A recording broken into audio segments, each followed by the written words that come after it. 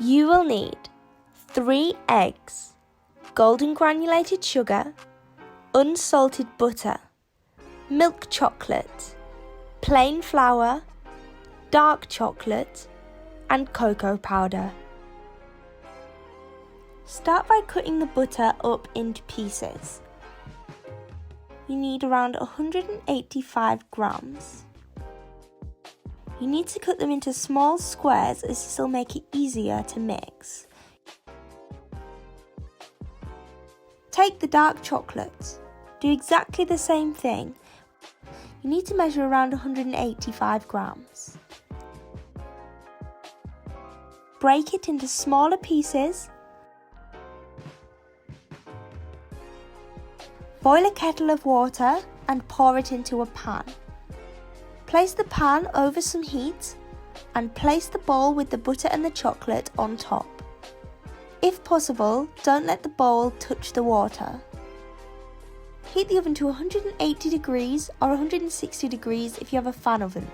Continuously stir the dark chocolate and the butter together. Carefully it doesn't burn. Now measure around 95 grams of plain flour. Keep stirring. Sieve the flour into a large bowl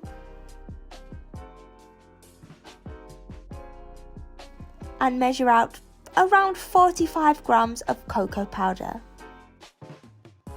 Don't forget about that chocolate and butter mixture. Sieve in the cocoa powder to join the plain flour in the large bowl. Make sure you really mix it together well.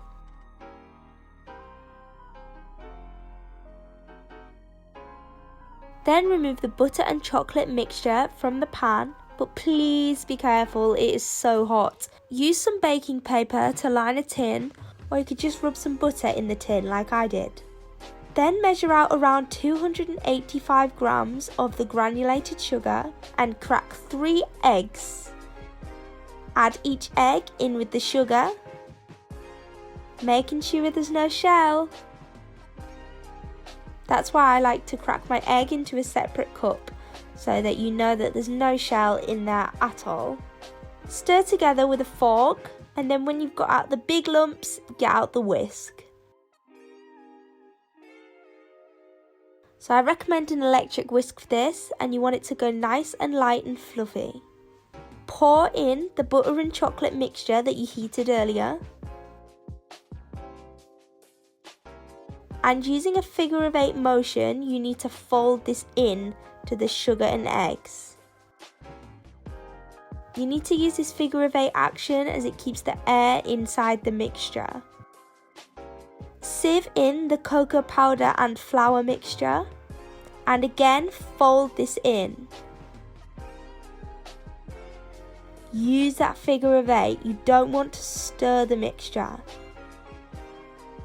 Also, don't add the flour and cocoa all at once, you want to do this in stages until you've got it all in together. And your mixture should look like this. You're then going to break up chunks of the milk chocolate, pop them into the mixture and fold them in also. Pour in that mixture into the tin. Oh my goodness, I could eat this right now. And once your mixture's in, pop in a few more bits of milk chocolate to melt in the oven. Pop it in the oven to cook.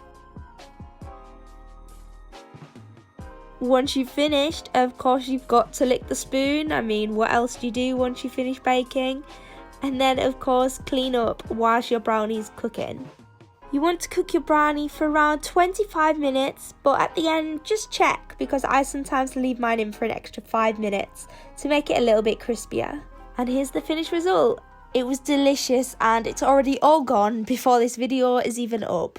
I hope you enjoyed, and I'll see you on Sunday for another video. Please remember to like and subscribe. Bye lovelies.